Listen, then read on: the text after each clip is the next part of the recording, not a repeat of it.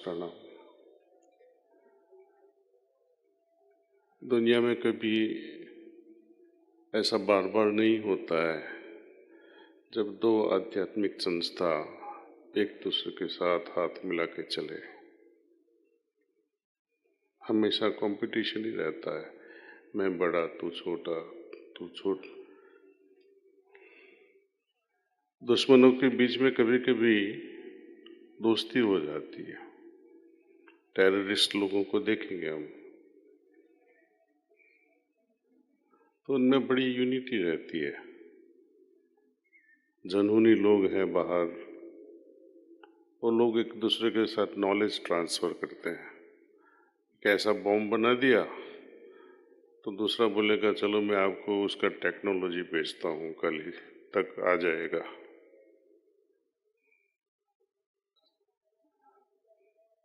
लेकिन संत और साधुओं में ऐसा कभी नहीं होता कि चलो मैंने कुछ टेक्निक ढूंढा है और सबको सिखाऊं। आई थिंक दुनिया में बहुत कम संस्थाएं हैं और ये दो जो हैं, श्री रामचंद्र मिशन एवं महर्षि योगपीठ, पतंजलि योगपीठ, जो न किसी से कंपटीशन है, न किसी से लेना है देना है, सब फ्री नॉलेज ट्रांसफर है। और ये सब हम सब वॉलंटियर्स के बिना पॉसिबल ही नहीं है, शक्य ही नहीं है, असंभव है ये सब। और उसमें आपने कुछ सैक्रिफाइस किया। मुझे तो नहीं लगता है मैंने कुछ सैक्रिफाइस किया हो, क्योंकि जो चीज़ हम बनाने जा रहे हैं, न सिर्फ खुद में, न सिर्फ फैमिली के, न सिर्फ अपनी कम्युनिटी या देश के लिए, पूरे विश्व के लिए। जब मन एक का शांत हो जाता है तो उसकी बड़ी असर विश्व शांति पे पड़ती है। वो चेतना की हालत पूरी दुनिया में, उसके स्पंदन शुरू हो जाते हैं। दुनिया में जब जी हजारों लोग, लाखों लोग ध्यान करते हैं, योग अभ्यास करते हैं, तो उसका असर तो जरूर ही पड़ेगा। योग बिना, यदि हम एक्सटेंशन करें लॉर्ड कृष्णा का स्टेटमेंट, योगः कर्मसु कौशलम, उसका ऑपोजिट कर दो, जो अयोग है उससे अशुभ होता है। सब अविद्या से उसके परिणाम अच्छे नहीं आते, सिर्फ विद्या से ही। Avidya is objective knowledge, vidya is subjective, all about our self.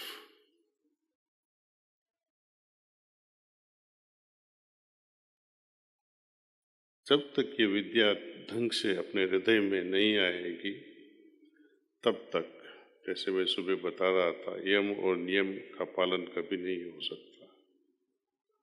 झूठ बोलने की कोशिश करते ही रहोगे। कई बुरी आदतें उसको निकालने के लिए कोशिश करते ही रहोगे। लेकिन जब तक हमारे अंदर प्योरिटी अपने आप ना आए, अपनी साधना की वजह से आनी चाहिए, तो ऑटोमेटिक जो लोभ मद मोह जो सा है वो अपने आप चले जाते हैं। ये जो नेगेटिव क्वालिटीज है वो आप ऐसे समझ लो कि जैसे अंधेरा है। अंधेरा कब चला जाता है? एक दिया लेके चले जाओ, अंधेरा चला जाएगा, और खास कुछ नहीं चाहिए। अंदर की जो डार्कनेस है, अंदर का अंधेरा है, ज्ञान की वजह से वो चला जाता है। और ज्ञान कब आएगा, अंडरस्टैंडिंग कब आएगी, सुझाव कब आएगा? जब हम ध्यान करेंगे तभी। फिजिकल एक्सरसाइज के लिए आसनास अन्नमया कोश को हेल्दी रखता है। प्राणायाम से प्राणमय कोश स्ट्रांग होता है। मनोमय, विज्ञानमय, आनंदमय कोश के लिए क्या करोगे आप?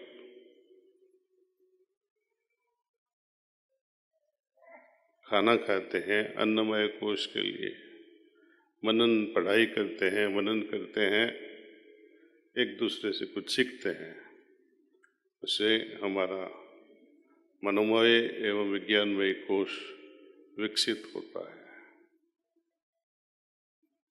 और खास करके जो विज्ञानमय कोश है उसका विकास कब होएगा? विकास जब हमारी कॉन्शियसनेस, हमारी चेतना, हमारी अवेयरनेस बढ़ेगी, तभी विज्ञानमय कोश बढ़ सकता है। और आनंदमय कोश की बात, तब खुद को भूल जाए। लोग बोलते हैं हम कौन हैं, और वहाँ उपनिषदिक स्टेटमेंट है अहम ब्रह्मास्मि। अहम ब्रह्मास्मि का रटन करते करते क्या ब्रह्म बन जाओगे?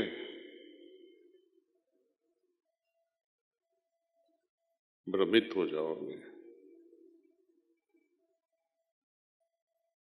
खुद को भूलना है, खुद को याद नहीं करवाना है कि इतना बड़ा हूं मैं या हो सकता हूं, तो बड़प्पन हो जाएगा।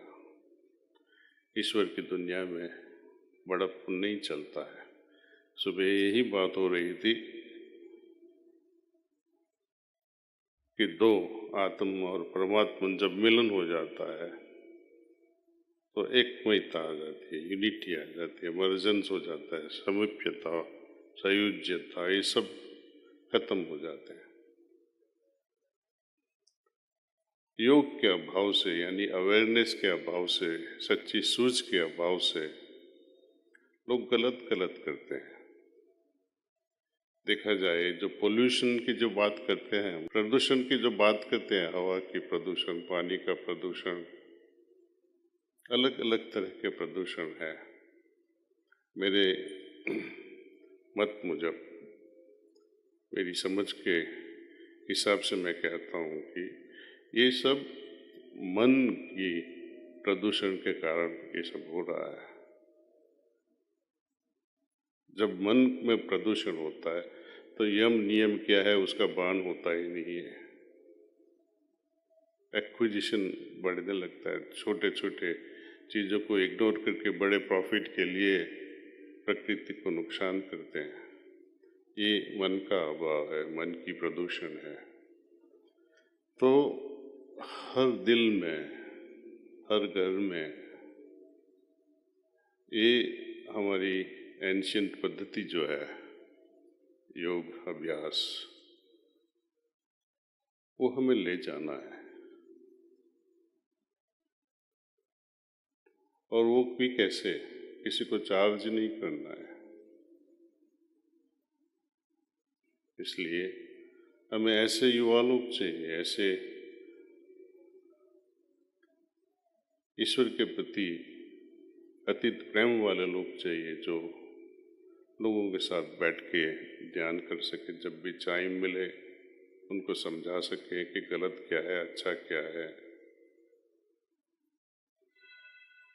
हाँ, कुछ जब हम इन्वेस्ट करते हैं कुछ बनाने के लिए तो उसकी तो कीमत चुकानी ही पड़ेगी।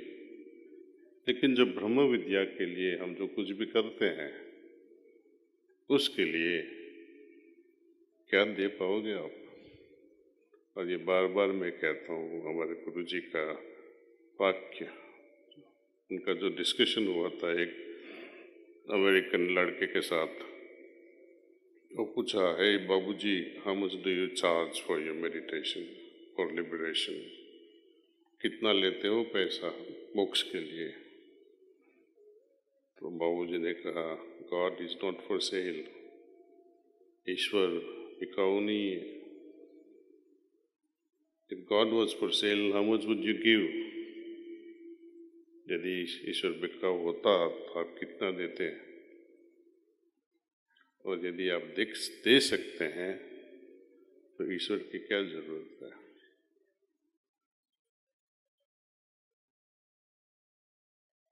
रामदेव बाबा बहुत हंसते थे जब भी मैंने ये बात बताई। हाँ हाँ हाँ कहते हैं कि लोग आज योगी, सब लोग उद्योगी बन गए हैं। मैं योग का उद्योग नहीं करता हूँ, ऐसा बोले वो। उद्योग तो जरूर करता हूं, लेकिन योग का उद्योग मैंने कभी नहीं किया। ये अपनी संस्कृति है। ईश्वर ब्रह्म विद्या के लिए जो कुछ भी होए, उस पर आप क्या मोहर लगा सकते हो? कुछ भी नहीं। और जो जो मोहर लगाएगा उसका पतन होने ही वाला है। एक क्रिया के लिए 10,000, एक क्रिया के लिए इतना, एक प्रवास के लिए 10 लाख।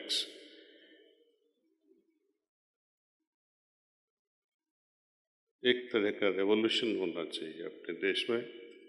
ऐसे लोगों को खत्म करना है। ऐसे खत्म करना मीन्स मारना नहीं है बंदूक लेके, जस्ट अवॉइड करना है इन लोगों को।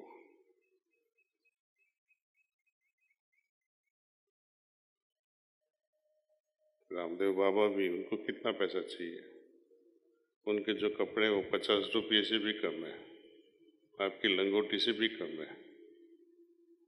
वो बेचारे को क्या चाहिए? और लोग क्रिटिसाइज करते हैं उद्योग ही करता है। अपने देश के लिए है, सबके हेल्थ के लिए है। सिर्फ देश के लिए ही नहीं, पूरे देश विदेश में योग का मैसेज ले जा रहे हैं। और हम सब जो भी लाइक माइंडेड ऑर्गेनाइजेशंस हैं, वो सब सपोर्ट करना चाहिए। एक यूनिट बन जाना चाहिए, कंपटीशन नहीं। हार्मनी तभी होएगी जब यूनिटी आएगी, और हार्मनी बिना देश विश्व का उद्धार कभी नहीं हो सकता है।